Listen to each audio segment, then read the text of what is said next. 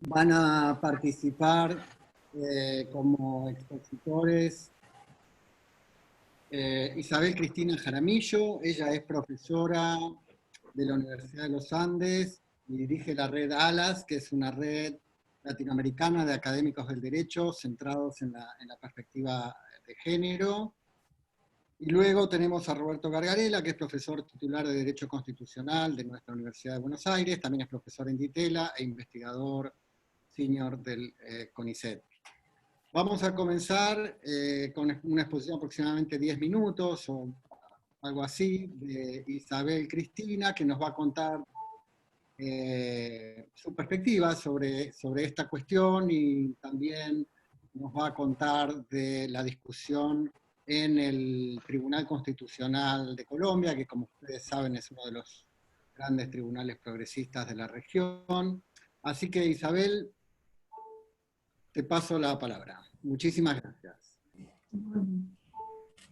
Muy bien, muchas gracias Marcelo por la invitación, a Leticia Vita, que también fue quien me contactó, y a todos ustedes por estar aquí conectados. Yo cuando Leticia me sugirió el tema, pues pensé en una cantidad de cosas realmente y con muchas dificultades de lograr alguna síntesis entre esas distintas preocupaciones que surgen en relación con este tema. Yo entonces creo que voy a centrarme en algunas observaciones que surgen del caso colombiano y del trabajo reciente que he hecho sobre ese caso, pero que creo que pueden iluminar como otras discusiones más amplias de diseño institucional.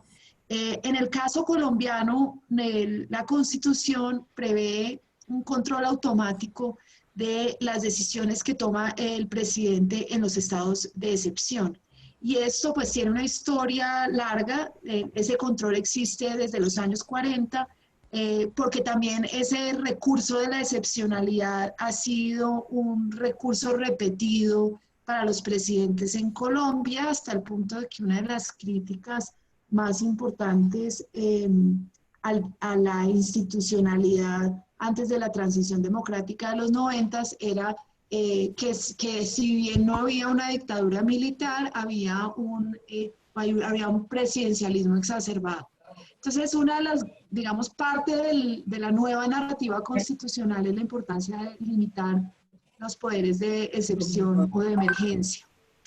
Y yo diría que aún dentro de esa historia constitucional reciente de preocupación por las limitaciones de los poderes presidenciales, y por otro lado de una Corte Constitucional que, como dice Marcelo, ha sido cuidadosa en vigilar esos límites y en construir, digamos, una idea de los derechos como de eficacia inmediata y de reclamo ante los jueces. Yo creo que la situación en la que estamos actualmente reta los pilares que se habían construido sobre el control constitucional. Y esto, diría yo, por dos razones. La primera es que la decisión de aislamiento general, o no sé cómo la vamos a llamar, todavía no me gustan los nombres en los que he pensado, pero la orden de encierro o de cuarentena generalizada es una orden que expidió el presidente usando lo que el mismo decreto llama poderes ordinarios de policía sanitaria. Es decir,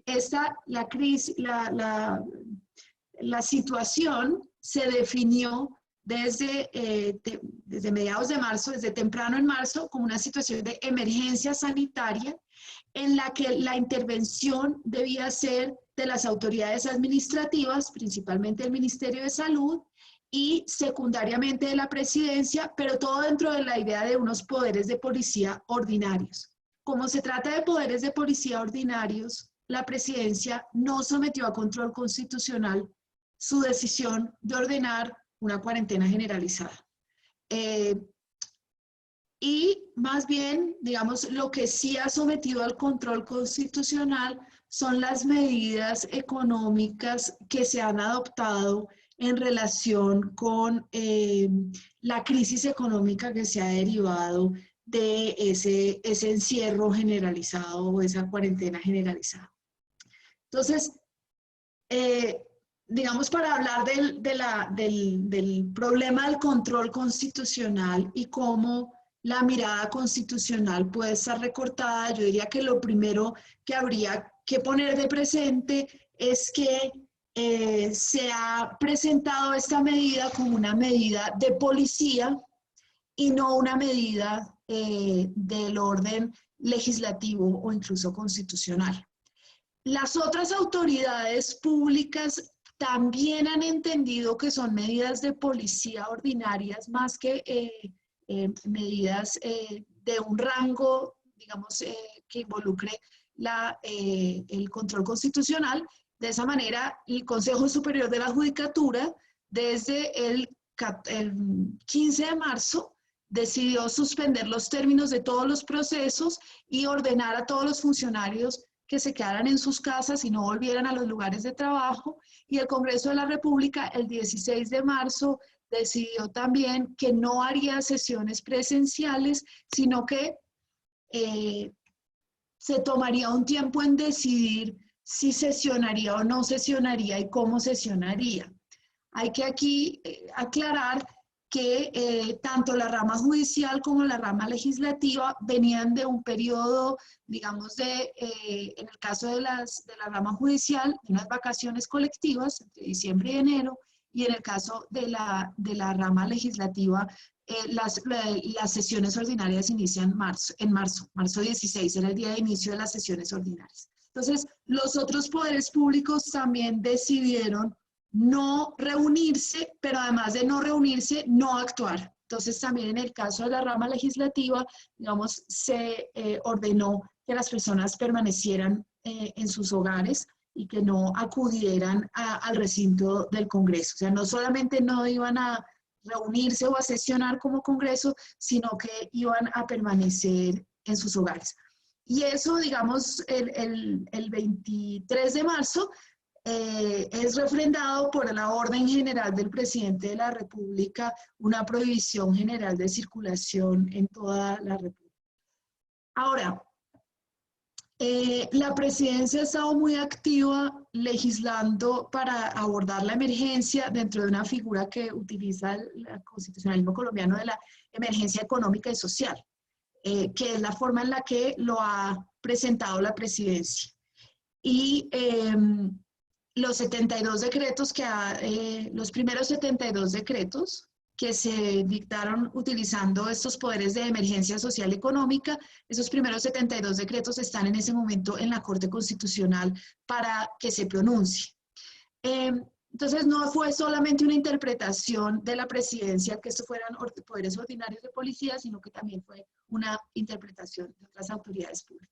Ahora, la pregunta me parece a mí que es más interesante desde el punto de vista constitucional, es que esta decisión de policía está conectada íntimamente con la crisis económica y las formas particulares que adopta la crisis económica, y en ese sentido, la decisión que se va a tomar sobre la emergencia como una decisión separada de la cuarentenamiento general, va a empezar a producir unas fricciones o unas fisuras en donde creo que se va a volver invisible algunas vulneraciones de derechos fundamentales que solamente aparecen cuando se ven combinadas la orden de cuarentena general o aislamiento general o la prohibición de circulación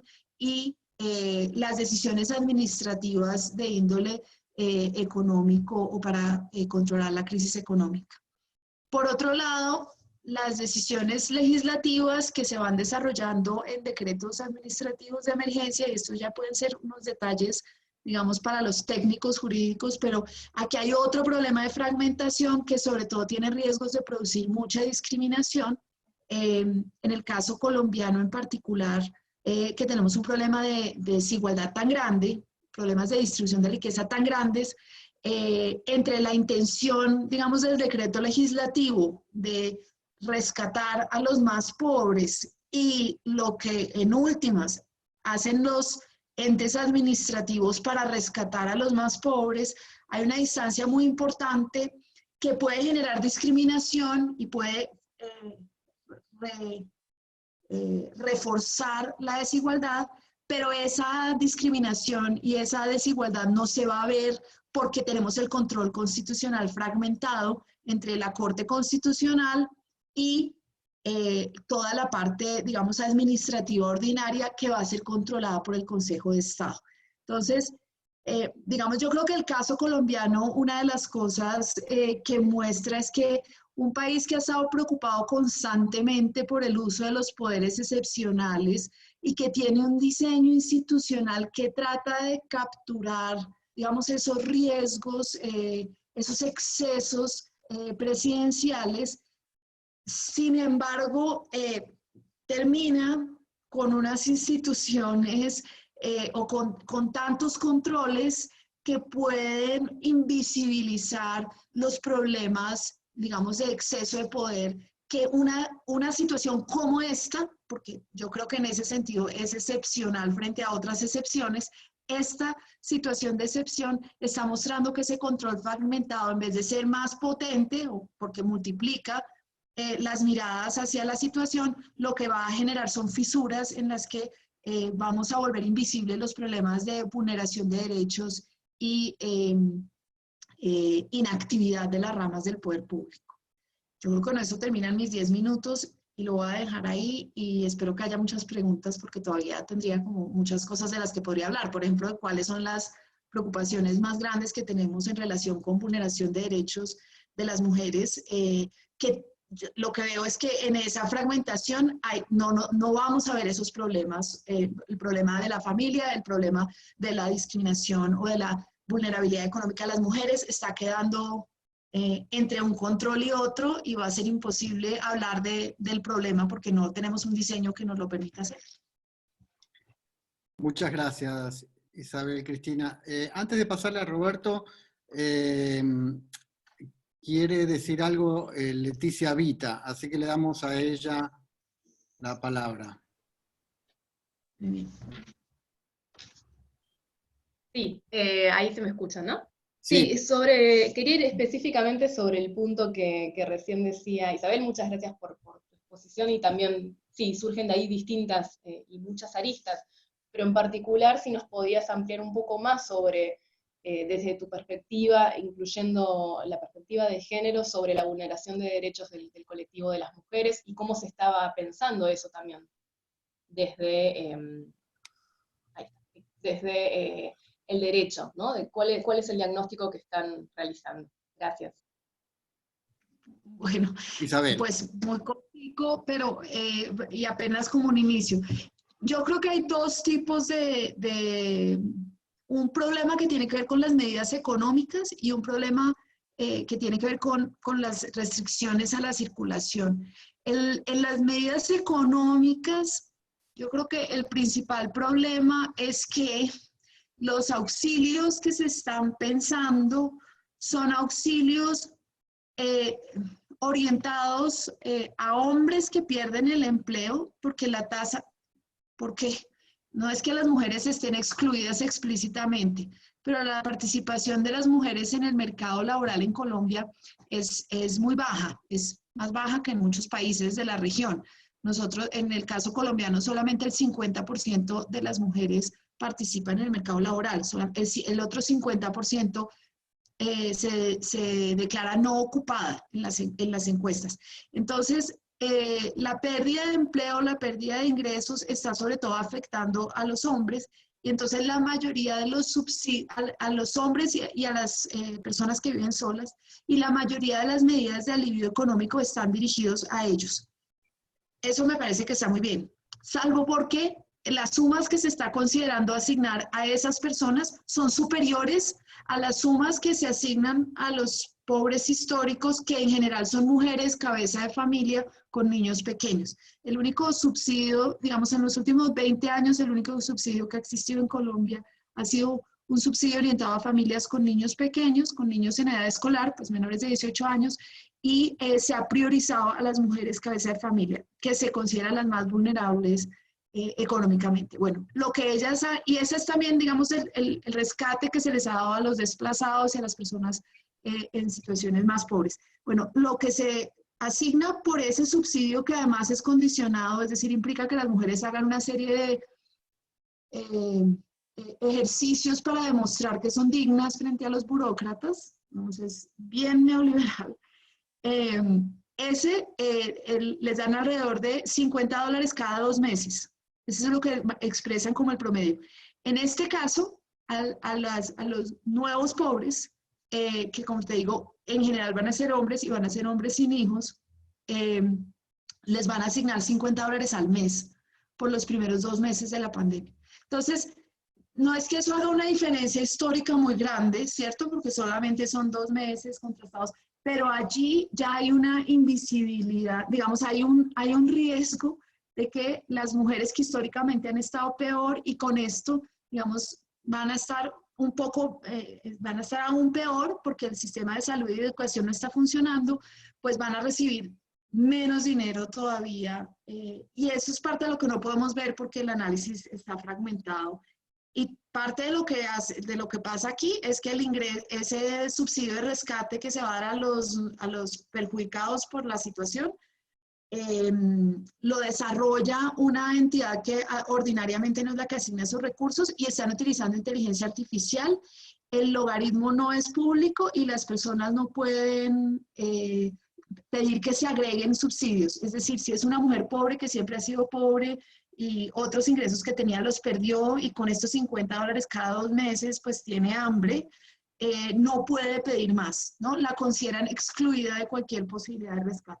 Entonces ahí yo pienso que para las mujeres que están en esa situación de mayor pobreza, hay una discriminación en las medidas que está adoptando el gobierno, digamos, ni que hablar de que todas las medidas son insuficientes, y etcétera.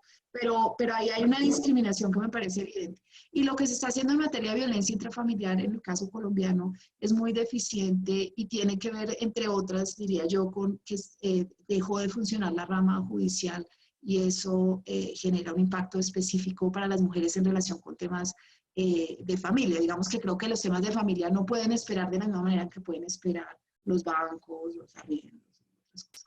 Pero eso solamente para ser muy breve y dejar que se abra más el espacio y podemos profundizar en otros aspectos que en Colombia han venido apareciendo. Muchas gracias de nuevo, Isabel. Bueno, ahora vamos a darle la palabra a nuestro amigo Roberto Gargarella. Aprovecho para compartir con todos la buena noticia de que Roberto, si bien por supuesto participa de las actividades del instituto hace muchísimos años, ahora ha aceptado nuestra invitación y formalmente se ha incorporado al instituto, así que aprovechamos para darle la bienvenida. Adelante, Roberto. Bueno, gracias. Un gusto estar acá y compartir con Isabel y ustedes. Coincido con muchas de las cosas que decía Isabel y también con otras que había leído, por ejemplo, de otro amigo común, de Rodrigo Primni. Yo tenía 5 o 6 puntos que quería mencionar si me da el tiempo. El primero tiene que ver con algo que creo que compartimos algunos de los que estamos acá, pero que a mí me causa perplejidad de no ver como una conmoción general dentro de la comunidad jurídica por lo que ocurre en términos de restricción de derechos constitucionales de modos que no son constitucionalmente autorizados. Tanto en Argentina como en Colombia, las restricciones de derechos, entiendo, tienen que ser hechas, salvo en situaciones de estado de sitio, por la ley, digamos, y el hecho de que nuestros presidentes pueden estar tomando decisiones importantísimas en materia, digamos, de restricción de derechos, ligeramente, digamos, sin consulta de nadie, me parece que es asombroso, y sobre eso yo quisiera una explicación, porque llego a un punto en donde ver como una falta de reacción compartida dentro de la comunidad jurídica argentina, por ejemplo, me causa perplejidad. Digo, bueno, habrá un punto de digamos, de que uno ha perdido visión o ha perdido perspectiva, digamos, o está tan sesgado que ve estas cosas que a nadie le interesan. Yo entiendo que muchos de nosotros, cuando vemos, por ejemplo, el desmanejo que hay en países vecinos, digamos, desde los más cercanos como Brasil a Estados Unidos, uno dice, bueno, aquí lo que domina no es la irracionalidad, sino que hay una búsqueda de sensatez y se habla con otra gente, entonces, bueno, vamos para adelante. No, digamos, dentro del derecho deberíamos decir, no, de ningún modo, en la medida en que estemos restringiendo derechos, los más importantes, digamos, lo que tienen que ver con reunirnos, con movilizarnos, con, digamos, salir a protestar en la calle, etcétera, digamos, tenemos limitaciones por todos lados, tenemos el espacio público ocupado por fuerzas de seguridad, y tenemos poderes, digamos, constitucionales concentrados como nunca antes, todo eso configura una situación de virtual estado de sitio, y podemos decir, ah, bueno, pero, digamos, están haciendo de buena fe, están haciendo su mejor esfuerzo. No, nosotros en particular deberíamos decir, no, esto es inaceptable siempre. Digamos, en Argentina acabamos de tener una consecuencia importantísima al respecto, que también, digamos, es, yo diría, insólita a nivel mundial, la delegación de poderes de manejo completo, discrecional del presupuesto al jefe de gabinete, una persona no elegida por nadie, porque sí, y entonces en el marco de la emergencia vamos para adelante con... Entonces, digo, más allá de la cuestión de simpatías o antipatías políticas, me parece que hay una situación de base que es, no podemos vivir en un estado de sitio no declarado, con todas las consecuencias propias, digamos, de limitación de derechos, etc. Eso es un problema general. El segundo punto, vinculado con el anterior, tiene que ver con, bueno, simplemente una reflexión sobre lo que es el estado de nuestras democracias, digamos. Pienso en particular en casos como los de Brasil o los de Estados Unidos, pero decisiones que pueden implicar la muerte de miles de personas por la irracionalidad o el carácter lunático de un líder, y que eso, digamos, podamos convivir con esa situación sin contar, ciudadanos, con instrumentos adecuados para decir, no, momento, digamos, podrás hacer la discrecionalidad que quieras, pero, digamos, está en juego vidas humanas. O sea, si comparamos a Argentina con, que yo digo, no es que se están administrando bien la crisis aquí, pero en Argentina hay en este momento unas 300 y pico de víctimas, en el país vecino Brasil 11.200. Bueno, y todos los días 1.000 más. Esto es, decisiones outrageous en términos rolsianos, digamos, lunática, para decirlo de algún modo, que nuestras democracias puedan convivir con eso. O sea, uno, hacer posible que decisiones discrecionales se implementen, y dos, dificultarnos del modo en que nos dificulta la posibilidad de control, habla sobre el estado de degradación de nuestras democracias. Digo esto porque muchos dicen, bueno, no, que elijan en la próxima elección un líder mejor. No, pero no se trata de una cuestión subjetiva, se trata, al menos me interesaría poner, de términos estructurales, de términos constitucionales, y es las dificultades, lo que autorizan nuestras constituciones en términos de discrecionalidad, y las dificultades que nos pone a nosotros como ciudadanos para controlar.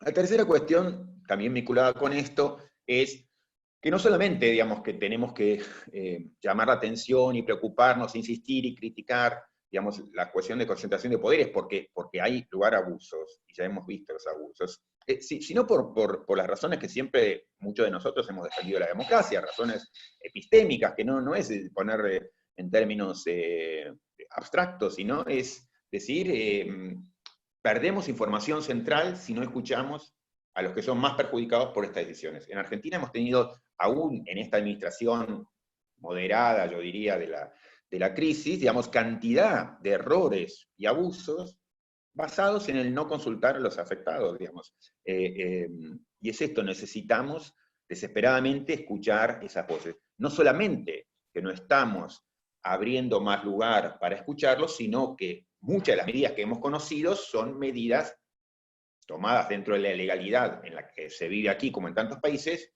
destinadas a restringir esto. Digamos, un caso muy notable hubo en Argentina hace un mes más o menos, que fue cuando se reconoció públicamente que desde el Ministerio de Seguridad, una ministra de Seguridad antropóloga, progresista, feminista, digamos, estaba llevando adelante política de ciberpatrullaje, y bueno, digamos, como es una persona en la que nos parece respetable, amigable y demás, no, es una cosa inaceptable bajo todo punto de vista. Mismo ahora, digamos, formas de control que aparecen en Argentina, como en otros países vecinos, y de más allá, como la del cibercontrol, en el sentido de apps para regular dónde uno está y con quién se ha vinculado. Por suerte yo no uso celular, así que estoy excluido de ese tipo de controles, pero digamos una situación también insólita, con la cual convivimos, digamos, de modo relativamente alegre. 2 puntos más para terminar. Uno es histórico, que es, este es el momento en la historia de las democracias occidentales en donde se habla de la erosión democrática, un fenómeno de, digamos, de concentración de poderes y desgaste de los poderes de control desde adentro, ¿no? Lentamente, como la muerte de democracia en 1000 cortes. Bueno, esa situación que muchos desde el centro, digamos, anglosajón de la academia ponen como la gran triste novedad de nuestro tiempo, en América Latina es una novedad que tiene 200 años. Por supuesto, digamos, antes la práctica era una que terminaba con formas violentas de golpe de Estado, y hoy eso no suele ocurrir. Pero convivimos con formas de desgaste desde adentro y de desajuste de controles muy habitualmente, y por eso tenemos que estar a la luz de esa historia especialmente alerta. Muchos de los problemas que han aparecido en democracias vecinas, digo 2 situaciones que en un sentido general, y voy terminando, en un sentido general uno puede decir, la entiendo, ¿qué podían haber hecho alternativa? Pero en Chile tenían una consulta, digamos, popular sobre la reforma constitucional. Ahora en abril, no, el presidente, que estaba ansioso por sacarse encima esa consulta, lo primero que hizo en el momento de la pandemia, hicieron tirar para adelante la consulta. En Bolivia, un gobierno ilegítimo que llega, digamos, una elección fraudulenta y un golpe de Estado virtual, digamos, que aparece en Bolivia, y también, digamos, tenían elecciones ahora, ¿no? Quedaron deferidas, vamos a ver para cuándo. Entonces, tenemos una historia en donde sabemos qué es lo que implica el tipo de concentración de poderes que tenemos una historia de la cual aprender, y estas son situaciones esperables, y entonces, otra vez, no es cuestión de decir, bueno, no, me parece que están haciendo una administración de la crisis sensata, no, digamos, como abogados tenemos que decir, no, esto son cosas impermisibles y tenemos una historia de la que aprendimos, y por eso tenemos que ser especialmente firmes. Y el último punto tiene que ver con algunas decisiones recientes que se tomaron en Argentina. Yo pensaba en 2, una que fue una disputa que hubo entre el Senado y la Corte. La presidenta del Senado actual hizo una consulta a la Corte, que la Corte, digamos, como que respondió, pero diciendo que no le respondo. Creo que eso, como que es una pena que aún en esta época, pienso en Argentina, pero me parece que también en países vecinos eso se ve, que perdamos la oportunidad de repensar la dinámica de la relación entre los poderes. Seguimos atados a la lógica con la que alguna vez se lo vio, que es la lógica de la guerra, que es, nos matamos mutuamente, cada uno tiene... Es una lógica que va, digamos, y eso yo creo que se avisoraba desde el primer minuto, pero que hoy lo tenemos muy visible. La lógica que es, o del sometimiento, entonces la dinámica es una de sometimiento, de opacamiento, hay una rama poderosa y las otras se opacan, o de disputa y de guerra, ¿no? Entonces, en vez de decir, usemos la oportunidad de la crisis para establecer una dinámica más dialógica, más de conversación, más de ayuda mutua, o sea, necesitamos ayudarnos mutuamente, todos necesitamos de la ayuda del otro, de los distintos poderes y de los ciudadanos, digamos, para ver cómo salimos adelante, y lo hagamos de forma más institucionalmente posible, pero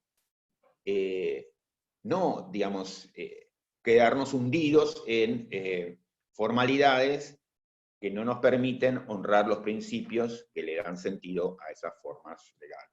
Entonces eso, me parece que hay muchas notas muy preocupantes, luces amarillas, luces rojas, de las que deberíamos estar dando cuenta y pidiendo cuenta sobre todo, ¿no? Eso también para abrir un poco el juego de la discusión. Muchas gracias, Roberto. Yo hay un tema que me gustaría, ambos lo tocaron, pero quizás pedirles un poquito más de foco, que es el rol de los jueces en esta emergencia. El discurso bélico también de alguna manera presupone que mientras la guerra se desarrolla, los jueces tienen que estar a un costado y no molestar, y las decisiones se entiende, decisiones técnicas que no deben estar sometidas al control de los jueces.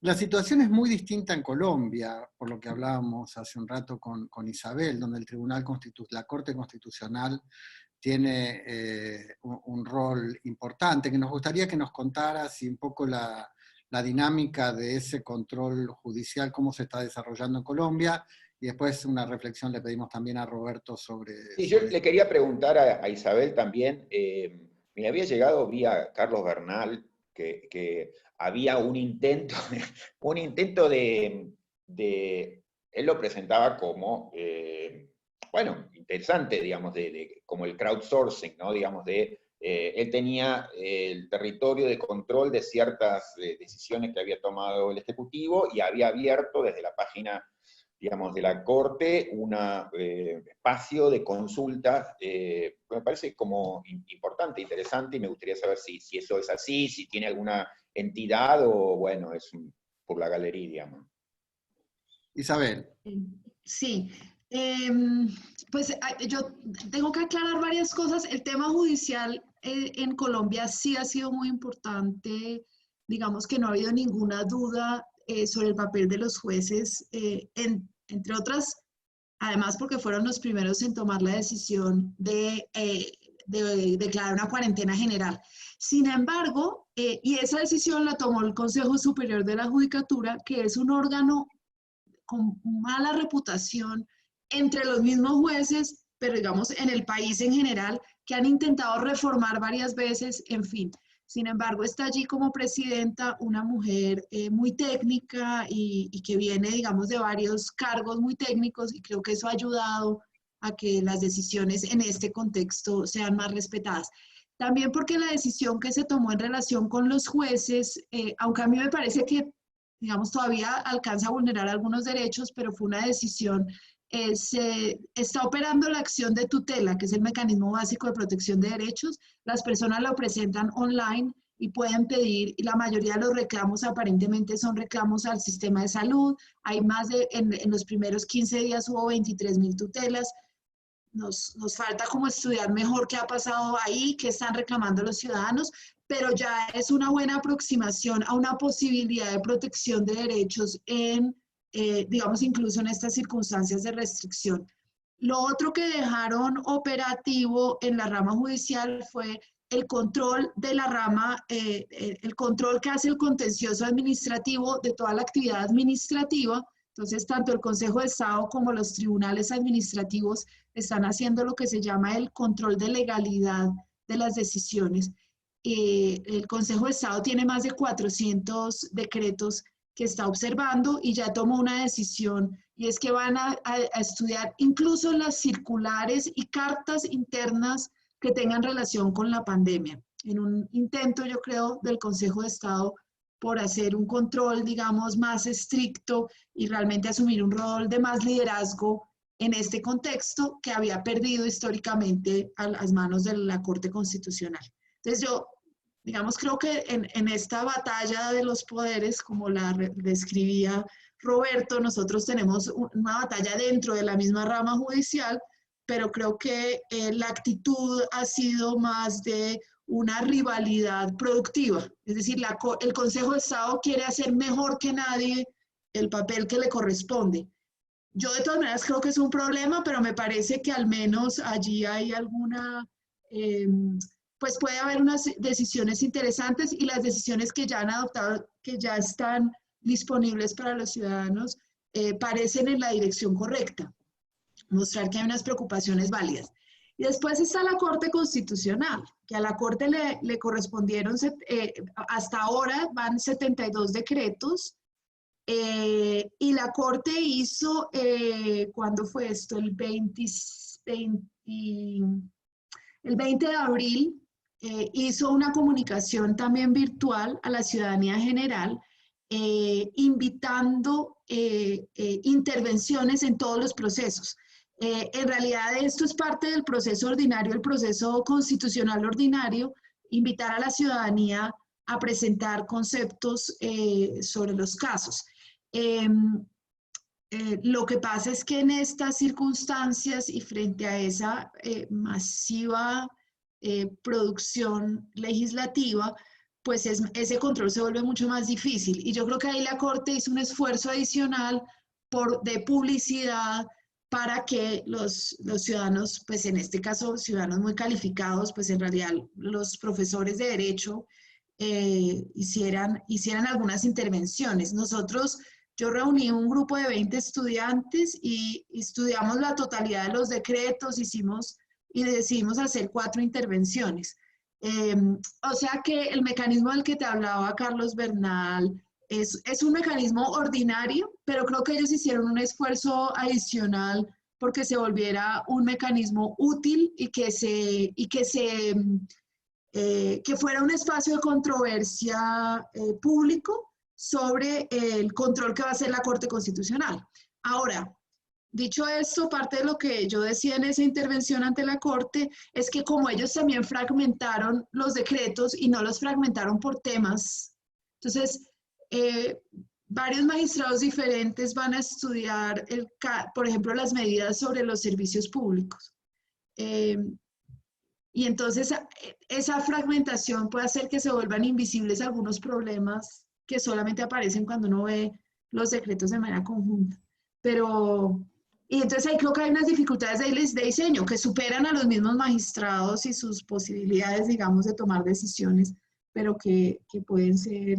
Entonces, el caso colombiano es que los jueces tienen un papel muy importante. ¿Cuál es el otro tema? Son muchos jueces del mismo nivel tomando decisiones que pueden entrar en contradicción y que pueden llegar en algunos sentidos un poco tarde, porque ya los efectos de las decisiones del gobierno ya se materializaron, y en otros casos pueden estar temprano, es decir, por ejemplo, una de las decisiones del presidente fue crear la figura de la emergencia energética y darle al ministro de Energía facultades extraordinarias para resolver la emergencia cuando se presente, pero todavía no se presenta, nadie sabe si se va a presentar, puede ser que se presente, y entonces ahí la decisión de la Corte puede ser demasiado prematura frente a las eventualidades de dentro de 5 o 10 días, ¿no? Que son los términos en los que estamos trabajando ahora. Yo creo que el caso colombiano va a ser interesante para pensar ese control, porque sí estamos haciendo mucho, es como desbordada la cantidad de discusiones sobre los controles.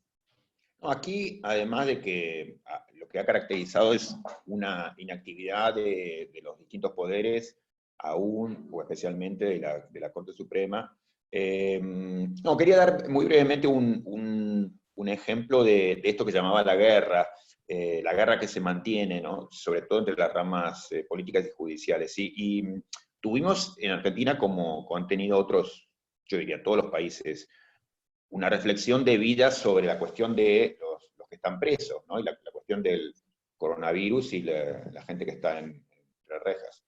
Y ahí también, digamos, era una discusión que se da en todo el mundo, que es absolutamente sensata, razonable. ¿Por qué? Porque, digamos, es un espacio de hacinamiento, de insalubridad, de violencia, y entonces, bueno, ¿cómo hacer para aflojar, digamos, la insalubridad y el amontonamiento? Y fueron decisiones que tanto de la rama política como de la rama judicial se bombardearon mutuamente, porque primero, digamos, la primera intención, de mi perspectiva, fue desde la rama política tratar de sacar algunas ventajas, como aprovechar esto para liberar a presos amigos que venían de la política y que estaban presos por corrupción.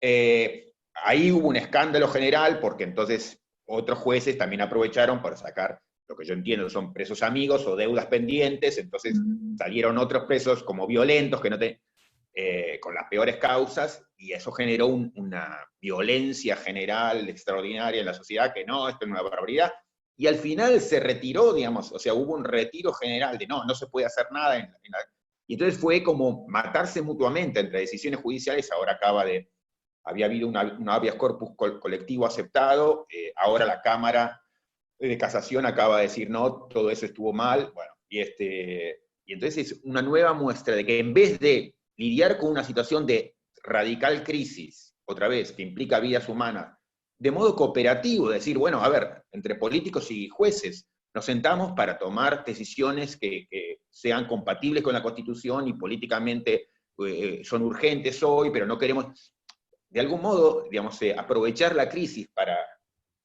poner en marcha una lógica diferente, cooperativa y de diálogo entre los poderes, y no, digamos, ha sido una nueva instancia de la masacre mutua, digamos, de cómo golpearse mutuamente, ¿no? Bueno, está pidiendo la palabra Federico de Facio. Federico. Gracias, Marcelo, y gracias a Isabel y a Roberto por las exposiciones. Tengo una pregunta para cada uno de ellas. A Isabel, primero, en un momento cuando ante la pregunta de Leticia te referías a la violencia de género intrafamiliar, aclarabas que no estaban en funcionamiento los juzgados civiles y por lo tanto había un déficit ahí en el tratamiento de esa cuestión.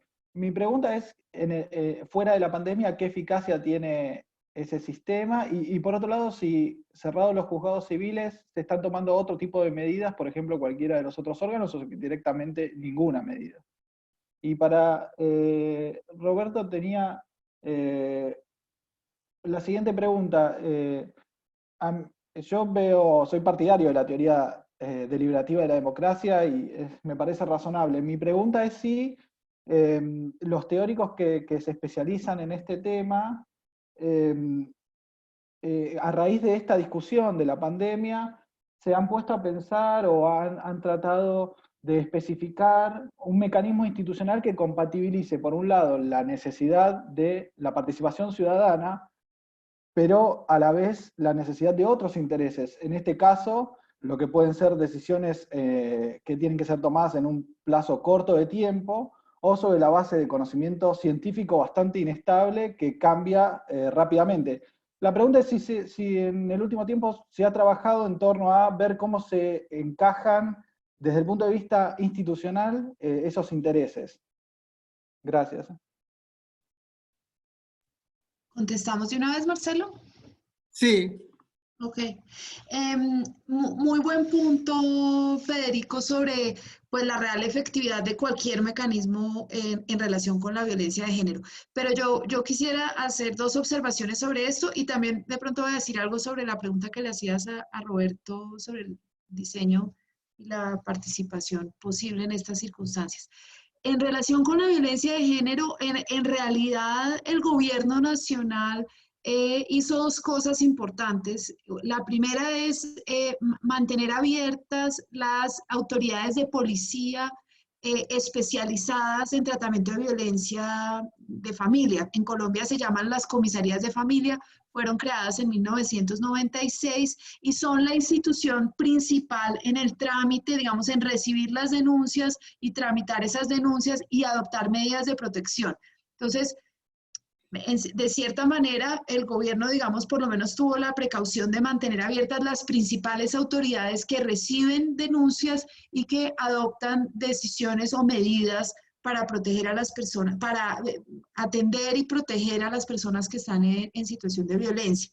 En el caso de la ciudad de Bogotá, han ido más allá y adoptado una serie de medidas, por ejemplo, pues, dado que, que dentro de la prohibición general no existe una excepción para ir a la policía, es interesante, no hay ninguna excepción para ir a poner una denuncia frente a la policía, no hay una específica. Entonces, los supermercados y las farmacias están habilitados para recibir denuncias de violencia familiar en la ciudad de Bogotá. Fue un programa específico para la ciudad de Bogotá.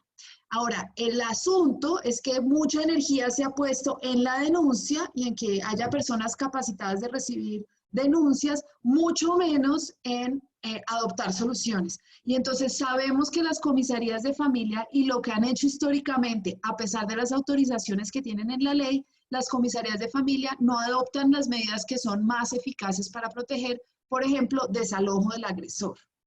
Por ejemplo, inicio de un proceso penal para que se le aplique la sanción de cárcel. Entonces, ya voy a hablar de esas dos medidas que son las más eficaces y en estas circunstancias parecen totalmente inaplicables. Pero lo cierto es que las autoridades que tenemos operando, que son las comisarías de familia, en realidad para lo que han servido históricamente es para recibir denuncias. como yo escribí alguna columna muy temprano en esto, hace principios de marzo, pues en realidad que las mujeres pueden denunciar casi que empeora la situación, porque lo que sabemos por la literatura especializada es que la denuncia genera una reacción más fuerte del agresor si es que la denuncia no va seguida de un mecanismo de protección eficaz, ¿cierto? Entonces, solo poner la denuncia aparece como un agravio dentro de una pelea de medir los poderes, y entonces la mujer, y yo podría pensar que incluso esto puede estar relacionado con el aumento de los feminicidios, no solo en Colombia, sino en la mayoría de los países de la región. Tenemos datos, pues, por lo menos para Colombia y Brasil, es claro que se han aumentado las cifras de feminicidio. Entonces, pero precisamente puede ser una oportunidad para ensayar otras medidas que se podrían ensayar. Pero el que estén encerrados los juzgados de familia en Colombia lo que quiere decir es que nadie toma decisiones sobre custodia y visitas de niños, no se toman decisiones sobre divorcio, no se toman decisiones patrimoniales, ¿cierto? Y todo eso, pienso yo, puede en ciertos sentidos ser más útil en contextos de violencia de género que solamente poder poner denuncias. Entonces, por eso es que creo que, digamos, hay un déficit de protección, pero es cierto, como observas, Federico, que no necesariamente es solo de la crisis, digamos, es mucho más estructural el problema que existe. Lo que parecería es que ante una situación de incremento de esa violencia, se podrían haber tomado algunas medidas conducentes a proteger mejor a las personas, bueno, que entre otras entonces se relaciona pues con el tema de las cárceles, ¿cierto? En Colombia ha habido dos soluciones a la violencia que por eso nunca se reduce. Una, escuchar a las víctimas, es decir, que puedan poner denuncias. Y la segunda, poner en la cárcel a los agresores. Y tenemos una crisis carcelaria, digamos que ya es un tema de intervención constitucional de largo aliento, y en una circunstancia como estas, pues es imposible decir que los agresores tienen que ir a la cárcel, o que alejar al agresor quiere decir ponerlo en la cárcel, y entonces las dos soluciones, pues en realidad no sirven, pero tendría que ser una oportunidad para pensar qué más vamos a hacer, y lo cierto es que más allá de recibir más denuncias, está paralizado el sistema. Que frente a lo que planteabas de cómo se escucha más a la ciudadanía, pues yo pienso que ha habido algunos experimentos que podríamos empezar a estar mirando más seriamente frente a la emergencia, frente a la urgencia, frente a ciertas cosas que tradicionalmente hemos usado y ya no se pueden usar más, ¿cierto? O sea, ciertos mecanismos que pensábamos que eran más o menos, que no servían sus fines, pero que por lo menos no eran tan terribles, pues ya no están funcionando en absoluto, entonces puede ser una oportunidad para cambiar algunas cosas. Muy breve, antes, qué gusto estar compartiendo contigo, Isabel, y aprender siempre que dices. No, la pregunta, Federico, me parece importante, pero yo la resistiría en las dos partes, en cuanto a que por la emergencia, este tipo de emergencia, necesitamos tomar decisiones más urgentes y decisiones, digamos, más informadas digamos, determinadas por lo que diga la ciencia. Dos cositas al respecto. Una, sobre lo primero, ese artículo de Holmes, entre otros, que a mí me gustaba citar, que era esta idea de, en la emergencia, menos mal que, digamos, hay procedimientos establecidos de antemano que nos permiten resistir la toma de decisiones equivocaciones que tienden a maximizarse cuando decidimos a las apuradas frente a situaciones graves. Entonces es muy importante siempre, pero en particular en situaciones de crisis, estar atados a procedimientos preestablecidos. Y otra vez, digamos, ¿no? que ahí hay algo que muchos presidentes han invocado, que es, en América Latina, por ejemplo, bajo los poderes de emergencia que pueden tener razonablemente, cuando, no sé, hay un tsunami en Chile, o hay un terremoto en Mendoza, qué sé yo, bueno, por supuesto, el presidente puede necesitar la disposición de fondos o de patrullas, digamos, para rescatar gente, y entonces, bueno, no vamos a estar reuniendo. Pero este tipo de circunstancias, digamos, nos permiten sentarnos, decidir, pensar, y eso es lo que tenemos que hacer. Y sobre el tema de los científicos, digamos, también es algo que, o sea, la pregunta va a un lugar que es interesante para pensar pensar. Pero yo creo que ejemplos como el que mismo tuvimos acá en Argentina con la discusión sobre el aborto, mostró eso, digamos, que hay temas que requieren, obviamente, que escuchemos a médicos, a expertos, digamos, a químicos, pero bueno, digamos, hay decisiones que tienen que ver con la política. O sea, yo creo que en la discusión pública que hubo en Argentina sobre el aborto, fue tan iluminador escuchar a ciertos médicos como escuchar a una niña violada, digamos, en la discusión del aborto. Entonces, esa idea de que en una situación de emergencia, por supuesto que necesitamos escuchar las voces de expertos, pero digamos, las voces de todos los afectados es muy relevante.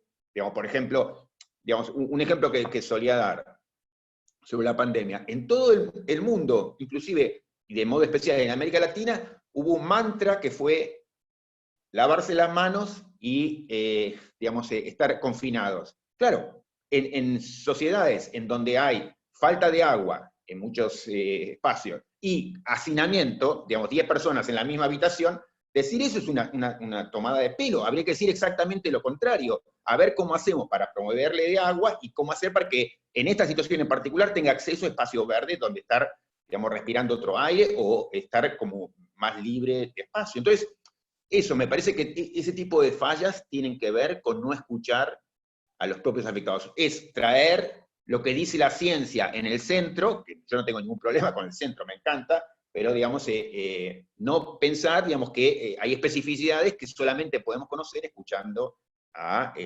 los más afectados, ¿no? Pero bueno, el punto era importante. Sobre vías institucionales alternativas, la misma que citábamos con Isabel sobre estos intentos de abrir los procesos, bueno, esa es una, digamos, es imaginable en situación de crisis máxima pensar de un modo abierto a la ciudadanía, de consulta a la ciudadanía, cómo controlamos o reflexionamos sobre una situación que impacta sobre derechos básicos.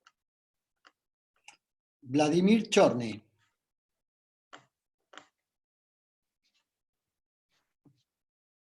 Gracias, muy interesante la participación de las dos. Yo tenía un par de preguntas, sí, bueno, una primera que tiene que ver con la relación entre el ejercicio de las instituciones y los discursos legitimadores como del poder o de la acción en este contexto, ¿no? de la epidemia. Sobre todo en clave un poco pensando en esta discusión de las virtudes epistémicas de la democracia liberativa, que yo, digamos, también defiendo y todo eso, pero como que creo que una de las cosas que ha pasado acá es que incluso desde el público, desde los públicos, muy probablemente ante el miedo de una epidemia que, digamos, pone en riesgo seguridad y la vida, creo que el peso en el discurso legitimador de la medicina, por ejemplo, se ha cargado en mucho mayor medida, ¿no? De hecho, creo que durante varias semanas, incluso en las visiones críticas de las comunidades jurídicas, creo que hubo una primera aceptación como a la acción de respuesta de emergencia de las autoridades administrativas, y creo que una de las cosas que se desplaza en términos de discurso es la virtud epistémica de que todas y todos podamos estar teniendo algo para decir en una condición en la que el miedo, la angustia, la ansiedad está acá, y entonces se cede la palabra a las y los médicos o a las y los especialistas en esto. No digo que yo esté de acuerdo con esto, sino que digo que creo que es una parte del diagnóstico que en términos de discursos legitimadores cambió tal vez un poco la relación, y que no sé si hay afectaciones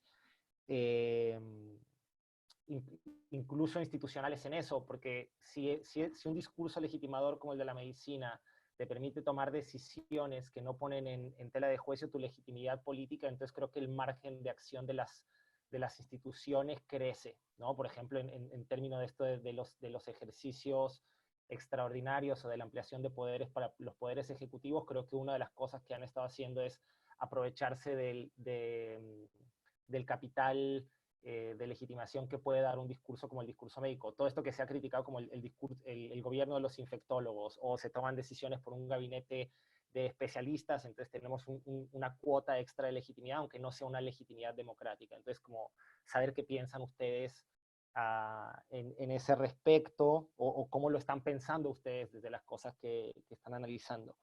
Y la segunda cosa es con este tema de la invisibilidad del que hablaba Isabel, de violaciones a derechos, pero también de situaciones de exclusión, como esta pregunta de dónde están los públicos ahora que todos estamos encerrados y de dónde queda la participación cuando pareciera que los mecanismos que nos permiten participar son los mecanismos que hoy están más controlados y vigilados. No solo por esto del ciberpatrullaje que estaba diciendo Roberto, sino que casi sistemáticamente en toda América Latina se están empezando a utilizar aplicaciones que utilizan tecnología que pone en una situación, digamos, bastante vulnerable a la privacidad y a la libertad de expresión de las personas, ¿no? Entonces, como siento que las exigencias democráticas cambian en una situación en la que los públicos no pueden estar en las calles y en las que no se tienen, digamos, otros mecanismos que se tendrían antes. E incluso la posibilidad de visibilizar situaciones ocultas o grupos vulnerabilizados en este sentido. Como el ejemplo que ponía Roberto de lavarse las manos y no salir de casa cuando en realidad tendría que ser distinto, pero yo pienso también en el caso de los pueblos indígenas, ¿no? Cuestiones de, bueno, aislemos comunidades cuando hay comunidades indígenas que si son aisladas tienen una situación todavía más complicada o más marginada para sobrevivir, ¿no? Entonces, ¿cómo acomodar estas cosas en un contexto en el que pareciera que cada que buscas una salida tenés como una pared enfrente por la situación? Muy bien. Isabel, ¿quieres tú ahora? Sí, puede ser. Roberto, ¿quieres tú ir primero? Dale. No. No, yo pienso que ha habido varios intentos. En el caso colombiano, el tema de las medidas económicas y a quiénes se está ayudando, cómo se está ayudando, en fin, es el tema precisamente que va a revisar la Corte Constitucional. Y en relación con lo que señalaba Vladimir sobre digamos, cómo tener en cuenta a personas diferentemente situadas, yo creo que ahí se ha hecho un esfuerzo, digamos, por ejemplo, uno de los primeros decretos fue reconectar el servicio de agua a todas las personas que estuvieran desconectadas del agua por falta de pago. Y una cantidad de medidas para que las empresas que prestan el servicio público pues no se quiebren, pero digamos que la prioridad siendo prestar el servicio de agua, aumentar por ejemplo, los presupuestos municipales para que provean el servicio a personas que antes no lo hubieran tenido. Es decir, ha habido por lo menos la información técnica sobre dónde estaban los problemas de desigualdad estaba ahí, y sorprendentemente un gobierno muy neoliberal ha tomado decisiones orientadas por esas intuiciones. En una cosa que a mí me resulta muy paradójica y casi incomprensible, pero cuando revisamos los decretos parecían estar bien orientados hacia donde había problemas de muchas de las poblaciones, y no quiere decir que se resuelva todo.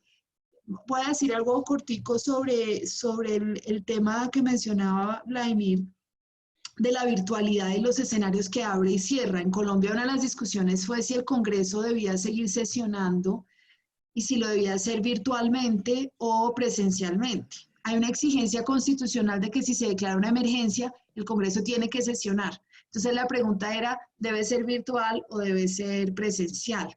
Y algunos legisladores se han opuesto virulentamente a que sea virtual, y yo creo que tienen unas buenas razones entre otras, los senadores de izquierda.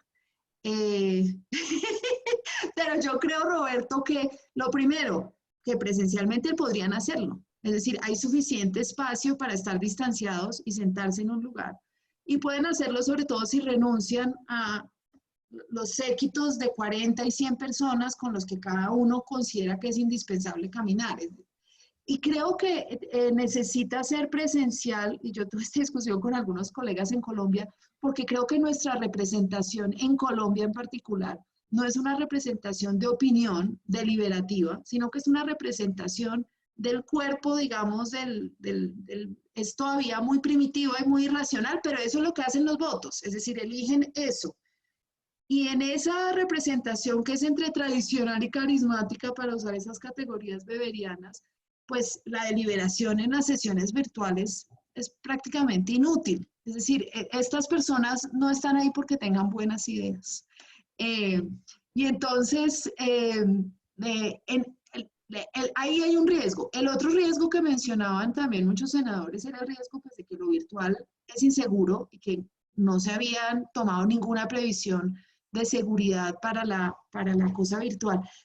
Yo creo que debe seguir funcionando el Congreso, pero mi propia posición era que podrían hacerlo presencialmente porque los riesgos epidemiológicos no eran muy grandes y había las condiciones para hacerlo. Pero ellos, ahora, pero si no vamos a tener Congreso, podríamos pensar en otras formas de consultar a la población que pueden ser mejores, más eficaces, que la virtualidad permitiría, que los mecanismos de inteligencia artificial posibilitan y que no estamos mirando por ahora. Sí, dos comentarios muy cortitos. Uno, sobre el tema de la opinión de los científicos. Nada, yo creo que si uno da un paso atrás y mira lo que ha ocurrido, bueno, vemos por un lado lo importante, creo que, no sé, hay un acuerdo extendido de que es absolutamente importante escuchar en esta situación en particular la voz de la ciencia, pero como siempre, digamos, no quiere decir que la decisión la tiene que tomar la ciencia, mucho más a la luz de lo que hemos visto. O sea, para mí de los hechos simbólicos, si yo tuve que elegir 4, uno sería este de la época, es la imposibilidad de la Organización Mundial de la Salud de decirnos si el barbijo servía. Bueno, digamos, si no sirve para eso, si tenemos una institución monstruosa y no puede decirnos eso, es más, nos agrega confusión en la materia, y bueno, estamos en un problema respecto de la ciencia. Esto me lleva al otro extremo de negar el valor de la ciencia. No, necesitamos muchísimo eso, simplemente que tenemos razones para calibrar, digamos, qué significa la opinión de los expertos. Digamos, siendo abogados, nosotros también tenemos nuestra propia jerga y nuestros propios, y sabemos, digamos, que esto lo diga un abogado. Bueno, en muchas situaciones es imprescindible consultar abogados, pero, digamos, no pensando que ahí viene la palabra autorizada. No, es una palabra que necesitamos escuchar para poder tomar la decisión.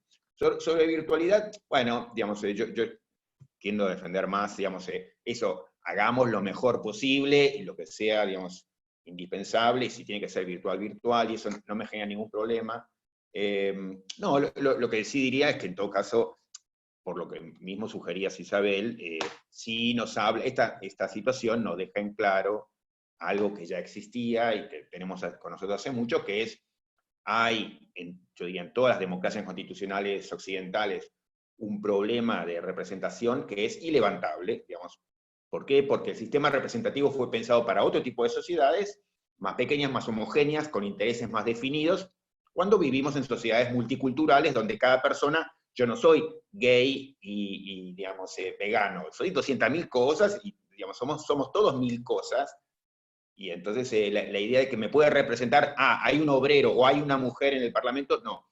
Entonces hay un problema estructural de representación que estalló y que no se recupera más. Y esto simplemente hace visible, o hace más visible, que convivimos hace mucho con un problema de representación que no se soluciona ni con mejores representantes, digamos, podemos poner algún parche aquí o allá, pero eso, tenemos que buscar, como sugerías Isabel, formas distintas para pensar y discutir colectivamente sobre los temas que nos preocupan, ¿no? Y, insisto, digamos, Colombia ha dado algunos buenos ejemplos de alternativas imaginables, ¿no? Bueno, estamos entrando en los últimos minutitos de esta actividad. Ahora le toca intervenir a Nahuel Maisley.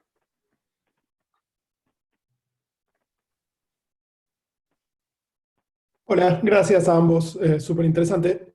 Tenía una pregunta originalmente que era muy parecida a la que hizo Fede y algo de lo que dijo Vladimir, así que lo cambio por un comentario para continuar la conversación. Creo que no es lo mismo el proceso de toma de decisiones apropiado para entrar en la cuarentena que para salir de la cuarentena. Y creo que una gran diferencia ahí es el consenso científico, ¿no? Parecería que entrar en la cuarentena, bueno, es la decisión fácil de Fácil, por supuesto, en un sentido, pero ahí parecía que había consenso. Primero cerremos todo y después veamos cómo salir. Y la decisión de cómo salir es la que se pone más compleja y es ahora donde más necesitamos esa deliberación. Así que eso, el comentario y la invitación a reflexionar sobre eso. Gracias. Una cosita al respecto, así cierra Isabel. Una cosa que para mí es muy notable, y que en Argentina la tenemos ya recargado, es esto que se han establecido en todo el mundo, aquí repetidamente, que la clase política, tomando esto entre comillas, ha establecido limitaciones severas para todos los demás que no se aplica a sí misma. Y es extraordinario, y otra vez vinculado con lo que decíamos antes del tema de la representación, ¿no? Que lo vemos en todo el mundo, ayer en el Senado argentino, pero lo vemos cuando Trump da sus conferencias de prensa o cuando habla Macron, sin barbijo, en grupo, reunidos, multitud de personas. Esta idea de un sistema institucional que permita que unos pocos impongan decisiones, es lo que Elster llamaba Ulises desatado, digamos, ¿no? Primero era la idea de, no, claro, qué bien que podamos ponernos limitaciones, que todos nos atamos las manos, y luego se le quedó bien en claro, digamos, 10 años después tardó para escribir un segundo libro, y decir, no, estaba totalmente equivocado, la realidad tiende a ser a la otra. El que establece las limitaciones las establece para todos los demás, pero quedándose a salvo él mismo. Esto para decir de los riesgos de que las decisiones las tomen unos pocos. Lo que suele ocurrir es esto, se establecen limitaciones fortísimas, importantísimas, severísimas para todos los demás, pero yo tranquilo, ¿no? Yo voy sin barbijo, me reúno con el que quiero, me abrazo, digamos, voy en grupo, voy con mis guardaespaldas, con mis amigos. No se puede. Yo creo que es una discusión que es bien importante. En Colombia creo que todavía no ha habido una percepción de que estemos bajo el gobierno de los infectólogos.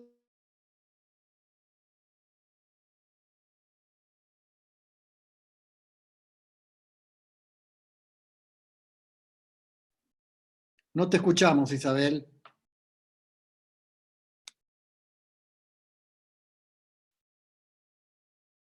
A ver.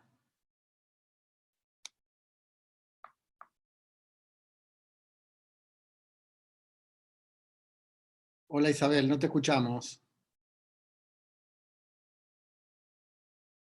Perdón, me caí. Oh, bueno. No, que en el caso colombiano hay una división en la comunidad médica y por eso no ha habido tanta, y creo que eso va a ser más difícil.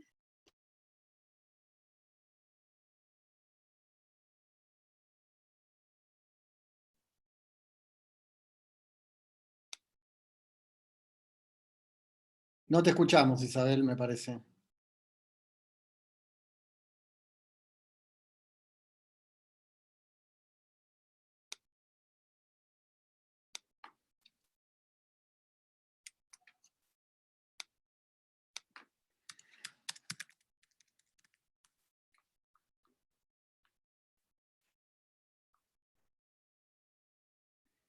Isabel, no te estamos Hola. escuchando bien. Lo que te pediría es que apagues tu cámara para aprovechar el ancho de banda. Sí, no sé qué me pasó. No sé hasta dónde me escucharon, pero bueno, no, está bien ahí. De nuevo. Sí. Va de nuevo. Es que está aquí. No, perdón, me expulsó ya 2 veces. No, decía que en el caso colombiano ha habido una división entre los médicos y creo que también una percepción de los médicos de que los políticos no están escuchando suficiente sobre cuáles son las medidas más apropiadas. Entonces yo no sé si en este contexto y frente a esa pregunta de Nahuel de cómo entrar y cómo salir, si hay suficiente, pues creo que estaría de acuerdo con Roberto, que por un lado se está exagerando la voz de algunos sectores dentro del establishment médico y por otro lado parece que no estamos escuchando suficientemente a otros, no hay suficientes recomendaciones o indicaciones. Y ahí puede ser que fracasemos pues en este esfuerzo que ha sido tan costoso ya, ¿no?